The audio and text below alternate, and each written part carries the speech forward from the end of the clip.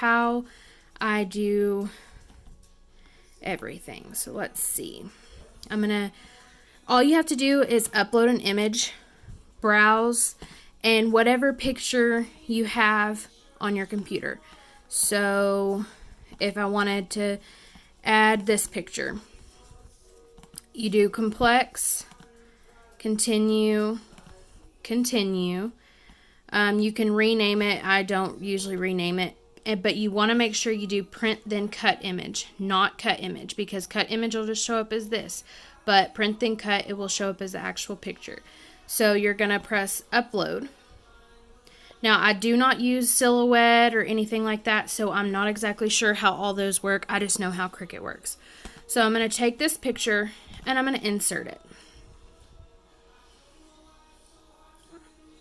And it does, with Cricut, it does take a little bit for it to work. So I go ahead and just kind of resize it to about 3 inches or so, so I can grab my circle. So I'm going to insert shape circle. Now, oops, I accidentally added 2. What I do with the circle is I just go ahead and press the little unlock button, just so I can make my own dimensions. I want to do it 2 inches by 2 inches. So there is my circle. Now I will take my circle and lay it over my picture and fit it to exactly how I want it to fit. So I usually just kind of mess around with it, make sure I'm getting the head, all of that stuff. Then I take it, connect both of them, and slice. Once I slice, take this off, take that, remove it, and there is my picture. So I already have all of these done, so I'm going to show y'all how I print them, because I need to get all these printed so I can get orders done. So you're going to go to Make It. Now this is where you guys want to pay attention,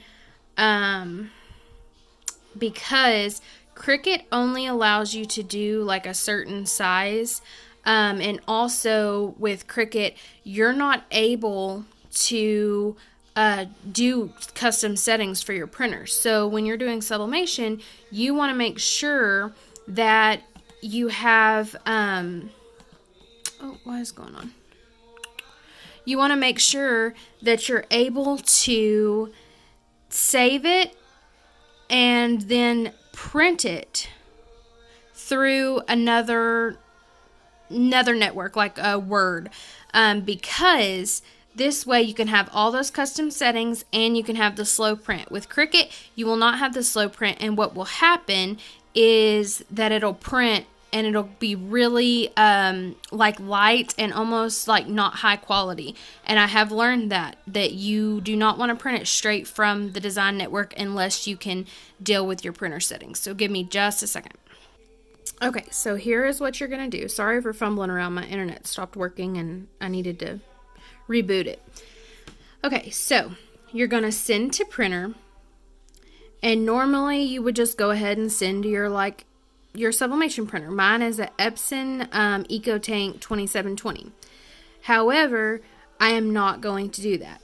With Cricut, you will learn that it is very slow. Like everything just slowly does its thing. So, okay, so normally, like I said, I would send it to this, but I'm not going to because I want to have my specific settings. So we're going to send it to a bullzip PDF printer.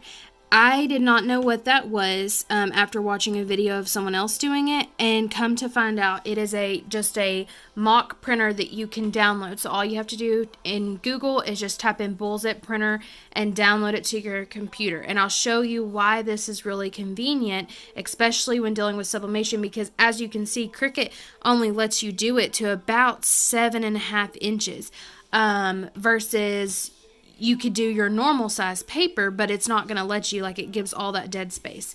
So give it just a second. Okay, so it just went away and this popped up. So what I'm going to do is save it as a PNG. So, and you can rename it right here so you can find it. I'm just going to do like keychain. Okay. And we're going to save.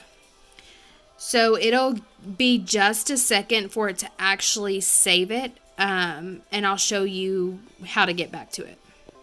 Okay, so I got the notification that it was saved. It automatically pulled it up, but I'm not going to print it from right here, but it is saved. So what I'm going to do is go to my Word. And this is just where I like to print my stuff from. You can print it from anything. If you want to print it through Inkscape, if you want to print it through Paint, whatever, you can do that just as long as you have your settings correctly. So I'm going to insert, oops, sorry guys, insert and then pictures from this device. And so I just saved that. I can't remember if it's going to save in here, if it's going to save in my downloads. Let's see.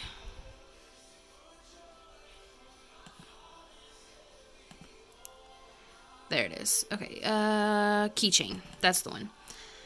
Alright, so it's going to bring it in here. Now, the sizing is not right. I learned this by accident, wasting a whole sheet of paper when I printed it. But what I like to do is go ahead and crop out that border from Cricut.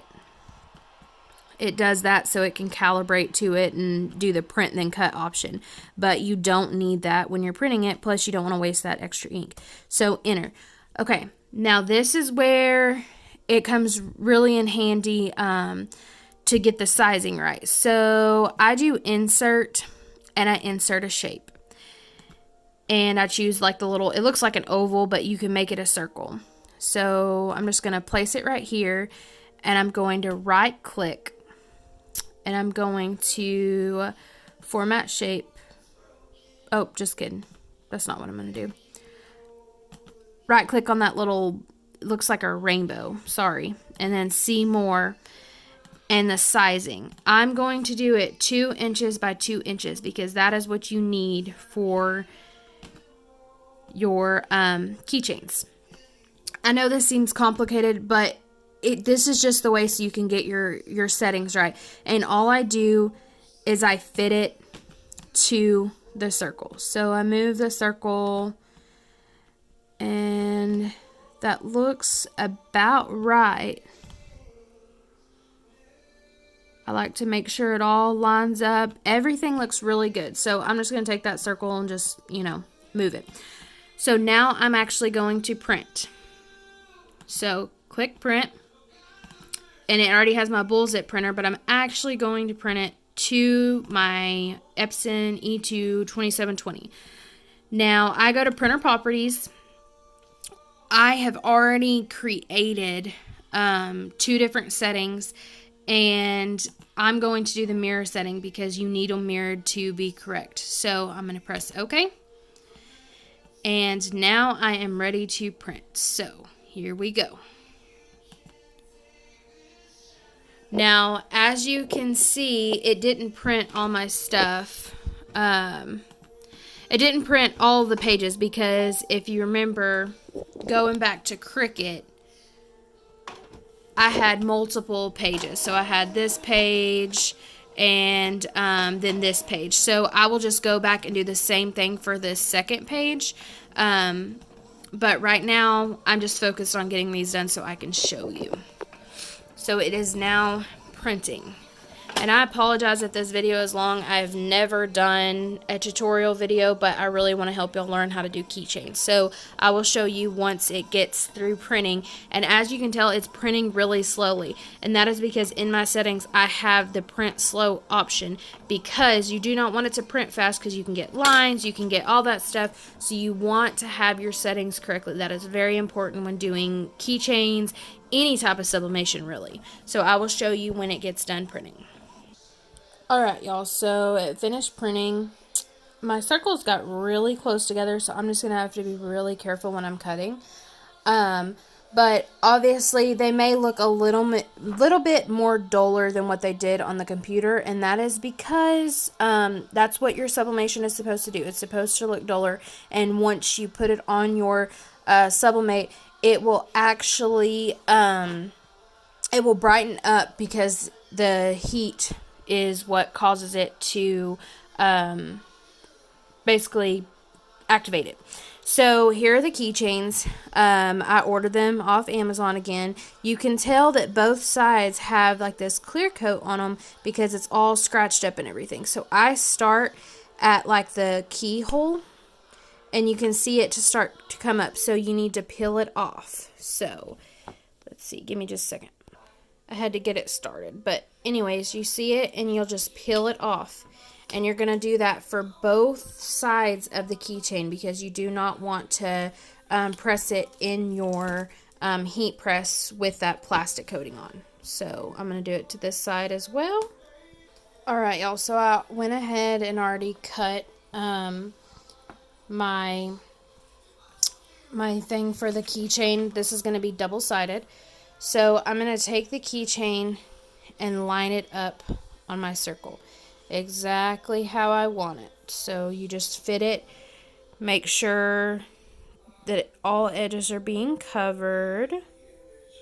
I'll show you when I get through. Okay, so this is what it looks like taped off. All my edges are covered, and I'm just going to stick it in my heat press. My heat press is heated up to about 392. I put piece of butcher paper over it, and then my Teflon sheet, and I'm going to press for 60 seconds. Alright guys, we're getting close. I do suggest having a heat glove because they're very, very hot when you get them off. And you want to make sure you have a good amount of pressure. So I take this, move it out of the way, and I grab it. Okay, now it is going to be hot, so let me let it cool off just a sec. Alright, y'all, so this is what it looks like. No, I did not coat it with anything. So this is just what it looks like. It turns out shiny, so pretty. Again, make sure you have your settings right. Make sure that mirror is on. Make sure you have slow printing. Make sure you peel off the plastic piece on both sides, because now I'm about to do this side on the keychain. You just want to make sure you have all that done. Make sure you have enough pressure. Do it about 393 to 95 degrees on your heat press, and press for 60 seconds each side. I really hope this helps you guys. I use Wocock Sublimation ink. I bought it off Amazon. I use the Epson E2 2720 printer. I bought it off Amazon. And I use this paper. It's called A Sub paper, and I just use the 8.5 by 11. I really hope this helps you guys. Before I get off here, I wanted to show you all the completed keychain. I added the hardware and the picture on the back. So again, I hope this helps y'all. Thank y'all so much for watching.